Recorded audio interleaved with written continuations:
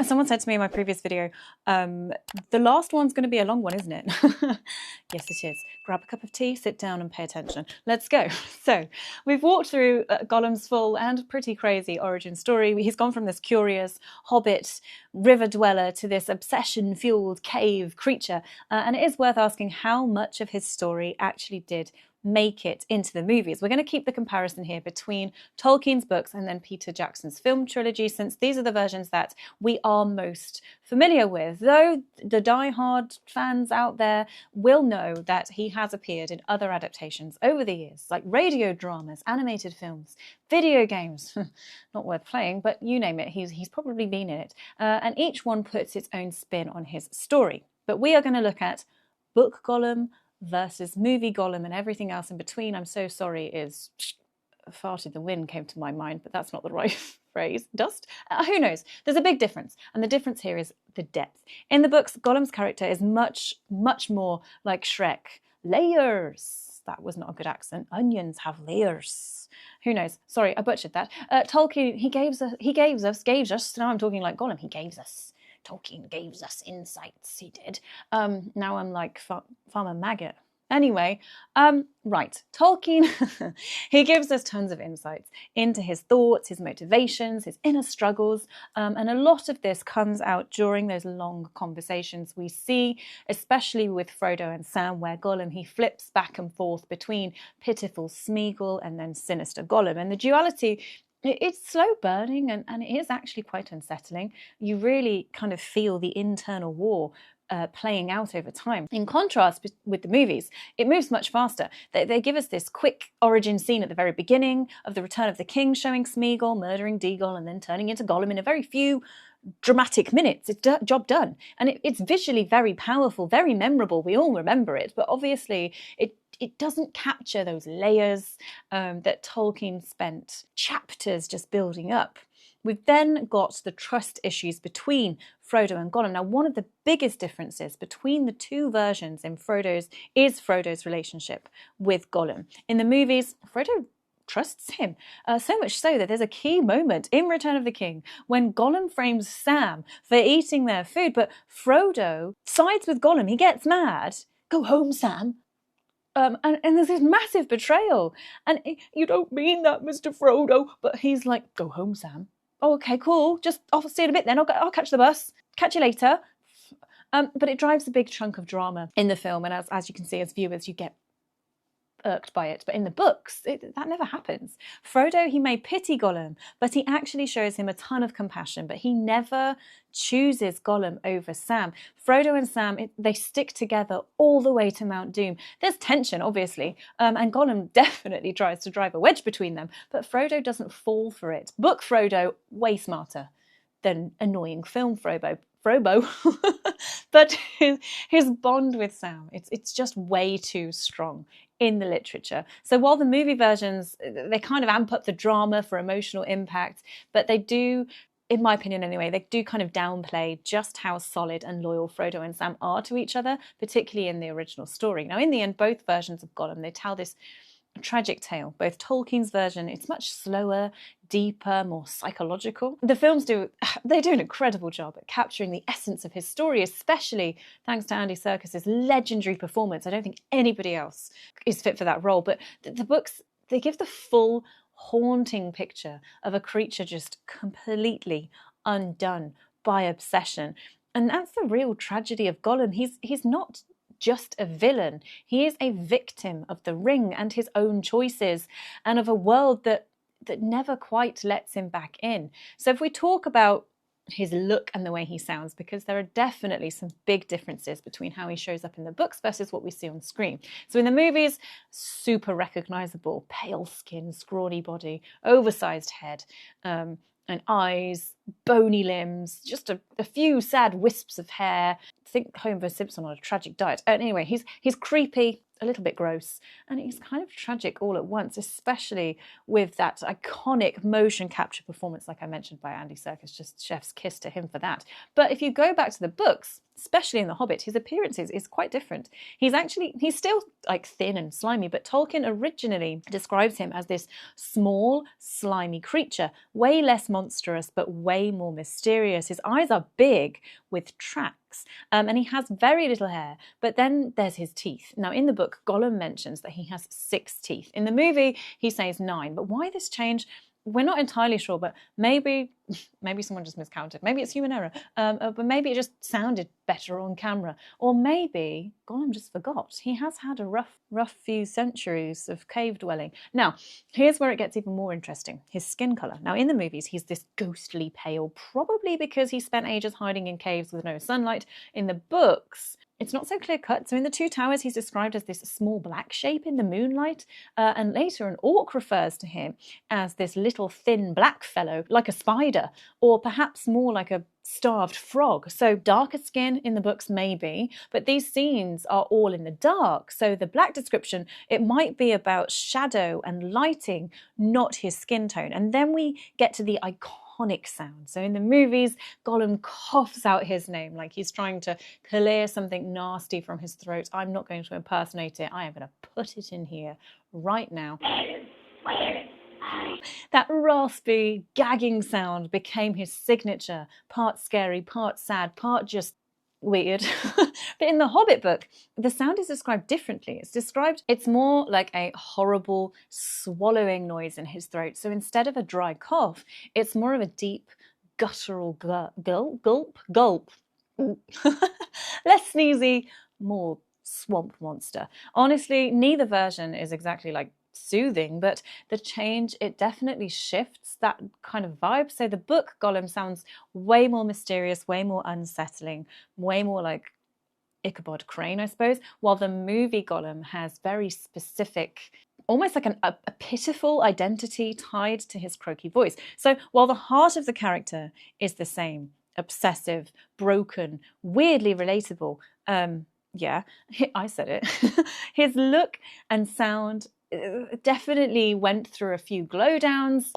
Is that the right word? On the way from page to screen. So here's a fun twist. Wow, now I sound like a child's entertainer. Now I'm going to be doing balloons. Anyway, fun twist, guys. Even before the movie came along, even before Andy Serkis gave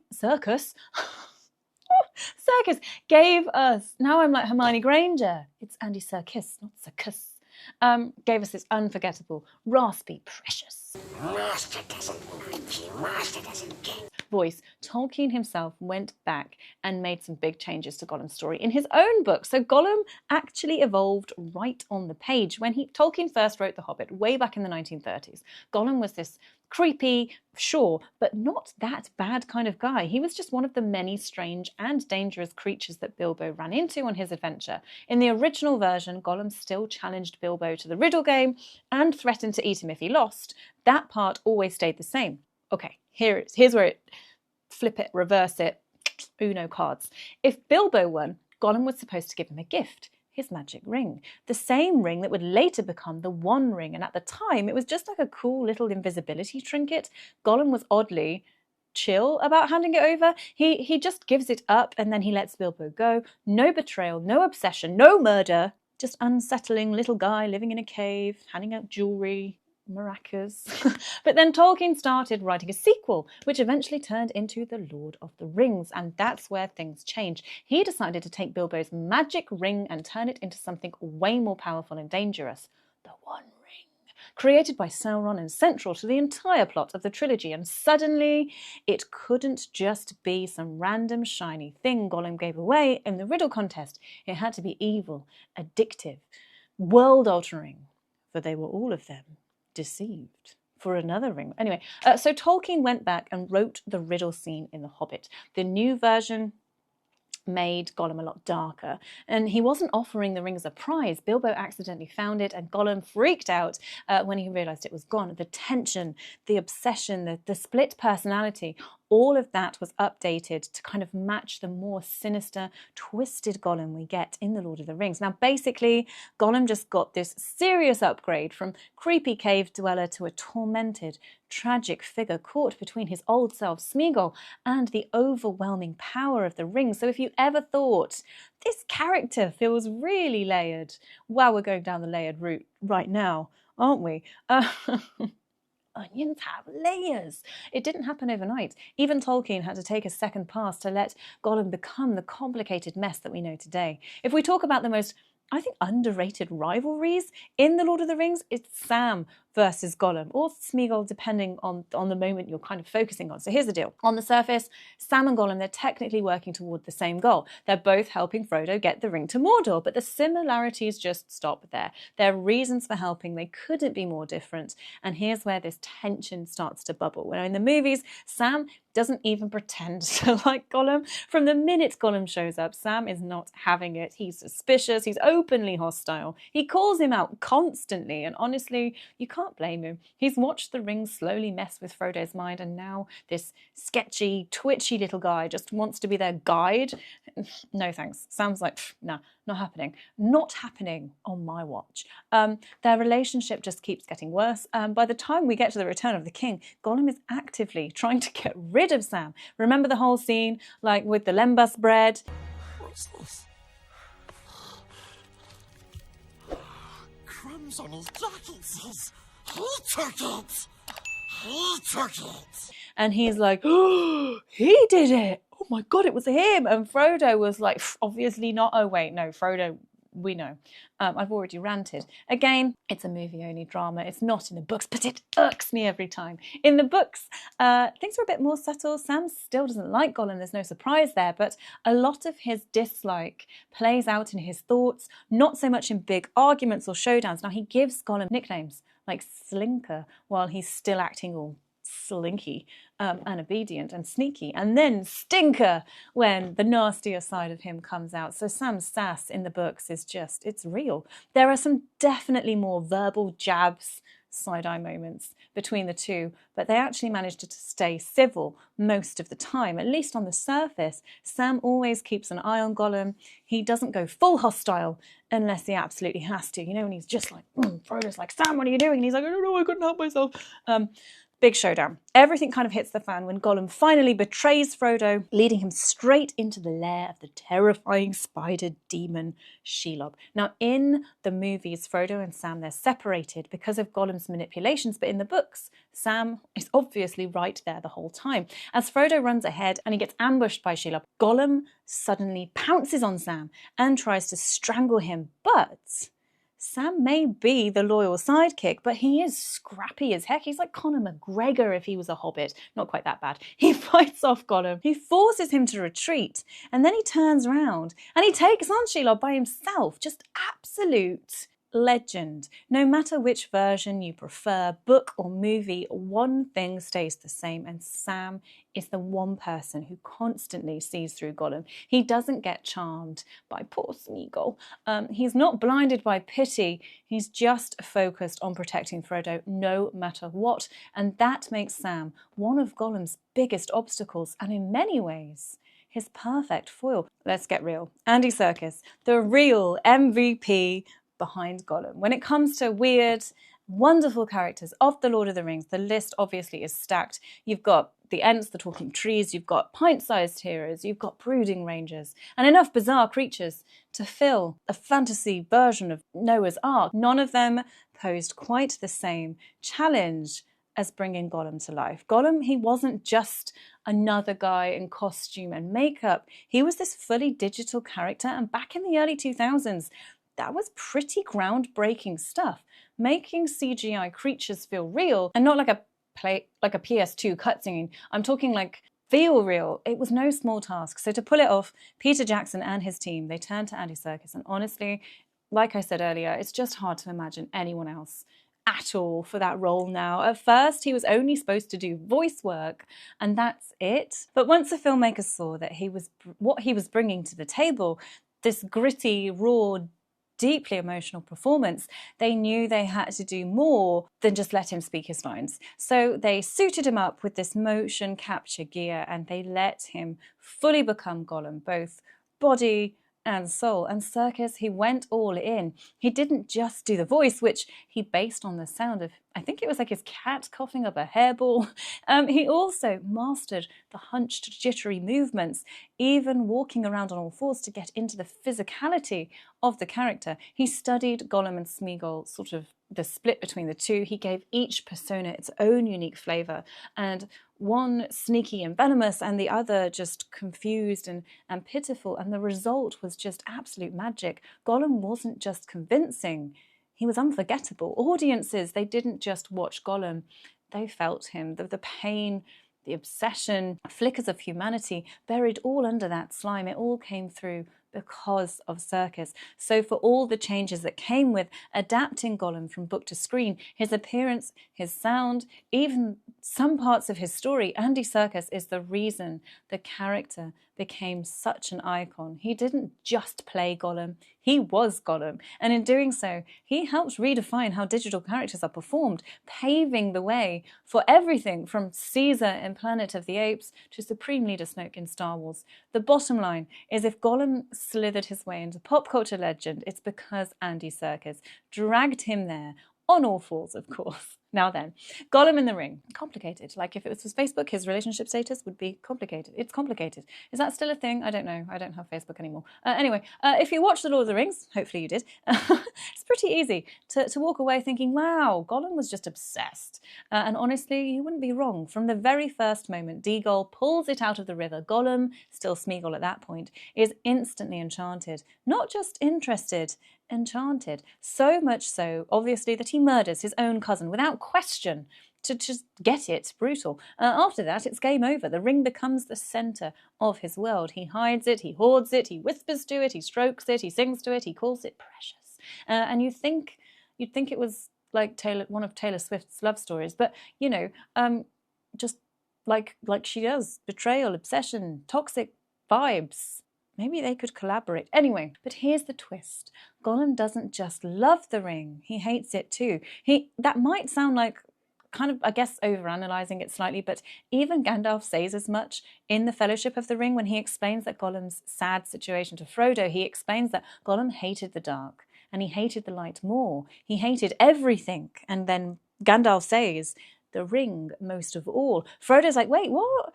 He hated the ring? And then Gandalf doubles down and sort of says he hated it and he loved it, as he hated and loved himself. Like I said, complicated. This insight, it shows just how deeply twisted that Gollum's relationship with the ring really is. It's not like he chose to just hang on to it because he thought it was fun. He literally couldn't let it go. It had him wrapped around its invisible little finger, and Gandalf says he had no will left in the matter. The ring chose him, used him, and then ditched him the second it had a chance to move on to someone else. I told you, Taylor Swift. She's missing. Like, Taylor, if you're watching this is your opportunity. Your next hit single needs to be a Sméagol love story. Anyway, the most heartbreaking part is that Gollum knew it. Deep down, he understood that the ring had corrupted him, that it had turned him into something he never meant to become, that it didn't care about him, and yet he still clung to it with every last shred of himself because it's all he had left. So yeah, it kind of looks like love on the outside, but what Gollum feels for the ring is more like curse disguised as devotion, this toxic, soul-crushing kind of love that drags him deeper into darkness, even as he whispers sweet nothings to it. It's sad, it's twisted, and it's unforgettable. But more importantly, in the topic of every conversation is food. What's for dinner, Gollum? So we all know that Gollum's go-to meal is fish, juicy, sweet, raw, wriggling. We know how it goes. He talks about them constantly. He sings about them. He riddles about them. Whether he's slinking around his underground lake in The Hobbit or peering longingly into the forbidden pool near Faramir's hideout, you can bet he is dreaming of his next seafood snack. But here's the thing. Fish isn't always on the menu, boys. When Gollum gets hungry, things can get really weird, like really fast. So take the Two Towers, for example. Frodo and Sam, they offer Gollum some Lembas bread, which is basically this like magical elf trail mix that helps keep you full for days. It seems like a great option, but not to Gollum. He wants nothing to do with that nasty elf bread. Elvish anything kind of makes his skin crawl. But later on, he catches a couple of rabbits, or conies as Sam calls them, and Sam gets excited about making a proper stew, but Gollum, he has no interest in cooking. He wants those rabbits raw too. In fact, he looks pretty grossed out when Sam starts preparing them, like, you know, in a normal fashion. But fish raw and uncooked rabbits are just kind of like the tip of the iceberg in his culinary crimes. Back in The Hobbit, it's mentioned that he eats like a goblin. And I don't mean like he's eating like a goblin, he eats a goblin, a whole goblin. So apparently, when you've been living alone in a cave for centuries, you just stop being picky. Like he even eyes Bilbo like a tasty little snack, obviously, before the riddle game gives him something else to focus on. So later, during his wanderings between The Hobbit and The Lord of the Rings, you've got these rumours, like I mentioned in the previous video, about him drinking blood and stealing babies out of cradles, animals out of nests. It's never confirmed if he did all of those things, but knowing what we know, probably. And then there's that wonderfully disgusting moment in the Two Towers when he disappears for a little bit and then he comes back snacking on something, and Sam watches from a distance and guesses it's probably worms or beetles or something slimy, but he doesn't even deny it. He's just munching away like it's the best thing he's had all week. So if you thought he was just a fish guy, like, you know, back in the day, what was it? Chicken and a rice cake? Fish and a rice cake or something? If he can catch it with his bare hands and eat it raw, he's going to do it. He doesn't really care about that hygiene rating. But why isn't he invisible all the time if he's always got the ring? So one of those head scratchers that long-time fans like to debate is that if Gollum had the One Ring for 500 years, then why isn't he permanently invisible like the Nazgul? So the ring wraiths wore their rings of power for centuries, and they literally faded out of the physical world. They're basically ghosts in black cloaks, permanently stuck in the Twilight world under Sauron's control. Now, Gandalf even warns Frodo in the Fellowship of the Ring that if someone often uses the ring to make himself invisible, he will fade. So based on that logic, shouldn't Gollum have just completely disappeared ages ago? Well, not exactly. And the key to that puzzle, it lies in one word: often. Gollum didn't actually wear the ring that much. He loved it. He was obsessed with it. He whispered to it, but he didn't wear it that much. He kept it hidden, usually stashed away in a pouch or tucked into his rags. He saw it more as a precious treasure to guard than a tool to use. In The Hobbit, there's actually a big clue about this. So when he loses the ring, he doesn't even realise it's gone until he goes back to his little island to get it. And that's how rarely he was wearing it. If it were on his finger all the time, he would have noticed the moment it slipped off. So while Gollum definitely used the ring, especially when hunting or sneaking around, he didn't use it constantly, not like the Nazgul did. So it kind of means he didn't fade away in the same way they did, not permanent invisibility for him, but the ring still affected him a lot. Now, even though he didn't disappear physically, it still corrupted him. It messed with his mind, it twisted his soul, and it extended his life in unnatural, creepy ways. That's something the ring seems to do, whether it's worn or not. Bilbo had it for decades, remember, and he only used it occasionally, but he still aged way slower than he should have. And it was the same with Frodo. So for Gollum, the damage was mostly sort of like mental and emotional. His personality split, his obsession grew, and his old self, Sméagol, got pushed deeper and deeper into the shadows. He may not have walked the Twilight world like the Nazgul, but the ring still owned him. So the next time you wonder kind of why Gollum is still visible, just remember that he didn't wear the ring to be destroyed by it. He was already fading in a much more tragic way. But why did it ruin Gollum and not Bilbo and Frodo? So we know that Gollum is a villain. He's twisted, he's dangerous, like I said, obsessed, yada, yada, yada. But at the same time, weirdly sad. You can't help but feel bad for him. He didn't stand a chance against the ring's influence. The Sméagol side, the more innocent, curious part of him, it fades out over time until all that's really left of Gollum is this bitter, broken and consumed obsession. But this raises like some pretty interesting questions. So we've got, why did the ring affect Gollum when Bilbo and Frodo seem to hold up okay for a long time?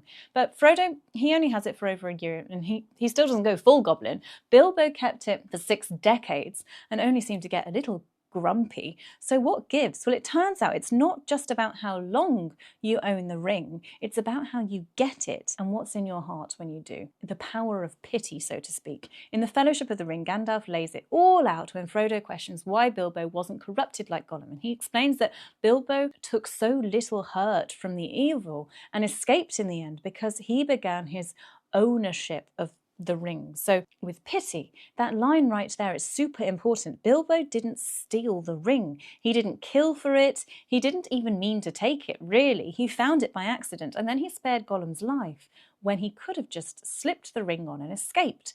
That one act of mercy made a huge difference. It helped insulate Bilbo from the ring's full power. It didn't stop the corruption completely. He still got possessive and a little obsessed, but it slowed it down a lot. And because he wasn't totally swallowed by it, he was actually able to let it go, which, by the way, is something most ring bearers cannot do. Then we've got Gollum's violent beginning. So if we look at Gollum, or rather Sméagol, when he first sees the ring, he immediately wants it. No hesitation, demands it from Deagol on his birthday, no less, and then murders him.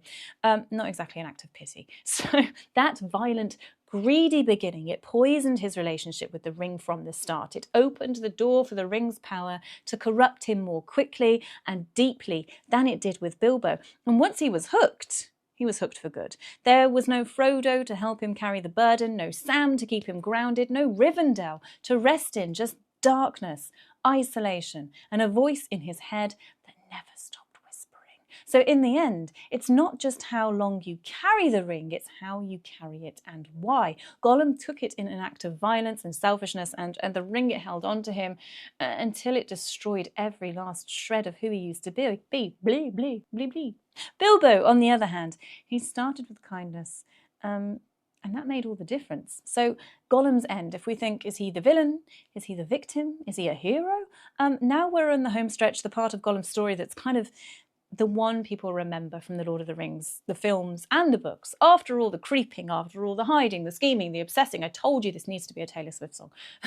Gollum's path finally crosses directly with Frodo and Sam, and this meeting, it kicks off the final and arguably most important chapter of his life. Gollum is caught by the hobbits as they make their dangerous journey towards Mordor, and while Sam wants nothing to do with him, no surprise there, Frodo sees something worth saving. He remembers Bilbo's mercy back in The Hobbit and tries to extend the same compassion. This act brings a glimmer of Sméagol back into the picture, and for a little while Gollum seems almost redeemable, but Gollum's a creature of extremes, and the moment he feels betrayed or threatened, the darker half takes over, and when he overhears Sam harshly confronting Frodo, which, to be fair, Sam kind of does a lot, he snaps, and then he starts plotting his revenge.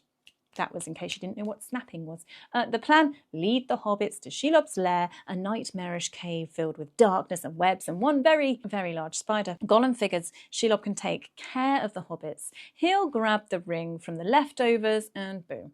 Happy ending, yay! Only thing is it doesn't go according to plan. Frodo gets stung, but Sam rises to the occasion and he fights off Shelob and saves his best friend in probably one of the most heroic saves like a friend could do in this entire story. Gollum's plan, it falls apart, but he's not done. He follows him through Mordor all the way to Mount Doom, growing more desperate by the step, and then, at the very last possible moment, just as Frodo stands over the cracks of Mount Doom, he claims the ring for himself, not to destroy it, not to finish the mission. After all of that, he gives in. He puts it on and he says the words, "The ring is mine." And Gollum strikes. He leaps onto Frodo, bites his finger clean off to reclaim the ring, and then does this joyful little dance for about 5 seconds, because in that wild, chaotic moment, he slips, he loses his balance, and he falls into the fire, destroying the ring and himself in one final tragic tumble. So, was he the villain? Or was he the hero? Here's the thing. Without Gollum, the ring never gets destroyed. Frodo, despite everything we've been through, despite his strength and willpower to an extent, in the end, he couldn't let go. And you can't, I know it causes a lot of debate, but you can't really blame him. The ring always wins in the end. And thanks to Gollum's madness, his obsession, and yes, his betrayal, the ring is finally destroyed. It's twisted, it's messy, it's not the clean, noble victory you might expect from a classic fantasy tale, but that's what makes it brilliant. Gollum, who spends most of the story lying and sneaking and scheming, ends up playing a crucial role in Sauron's downfall. Whether it was fate, mercy, or just terrible luck, Gollum's final act is essentially what saves Middle-earth. So, what do you think? Is he a villain? Definitely. But also maybe a tragic hero too? I know it divides opinions. I would be really keen to know what you think. And that's it, really.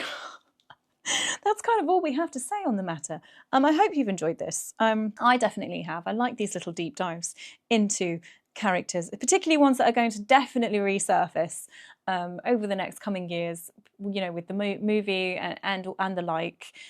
So if you enjoyed this video, I'm going to implore you only one time. If you're still here, I appreciate you so much. So please do all those things you need to do to support my tiny channel only one time. And I hope to see you in the next video.